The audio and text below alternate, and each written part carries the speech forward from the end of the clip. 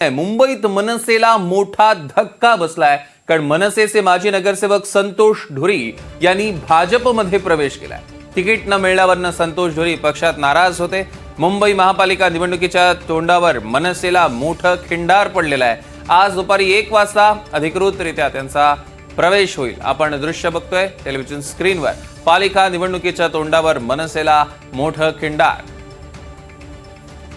मुख्यमंत्री देवेंद्र फडणवीसांची त्यांनी भेट घेतलेली आहे। आपण ग्राफिक्सच्या माध्यमातून बघूया कोण आहेत संतोष ढोरी। मनसेमध्ये कोर टीम मधले नेते म्हणून त्यांची ओळख आहे आणि संतोष ढोरी हे संदीप देशपांडे यांचे निकटवर्ती आहेत। मनसेत वरळी विभागाच्या अध्यक्षपदाची त्यांच्यावर धुरा होती।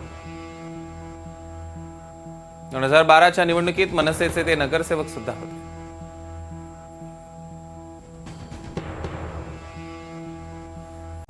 दोन 2017ला वॉर्ड 194 मध्ये धुरींना 6684 मतं मिळालेली आणि मनसेच्या प्रत्येक आंदोलनामध्ये संतोष ढोरी सक्रिय असायचे।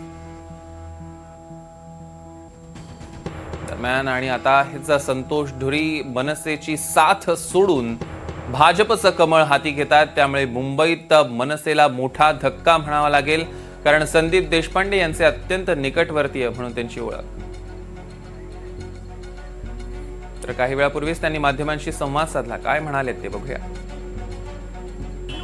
नाराज वगैरे निवडणुकीच्या याच्यावर कारणाने वगैरे नाही, आणि जे काय आता जे पॉलिटिकल जे आहे म्हणजे जी दिशा असेल माझी किंवा का असेल ते मी दुपारी नक्की तुम्हाला कळवेन। मला थोडा वेळ द्या। मला माझ्याशी कोणी संपर्क साधला नाही, माझ्याशी कोणी बोललं नाही। संदीप देशपांडे तुमच्या अत्यंत जवळचे आहेत, जयवीरूची जोडी त्यांनी पण माझ्याशी संपर्क झाला, माझ्याशी कोणी संपर्क साधला नाही।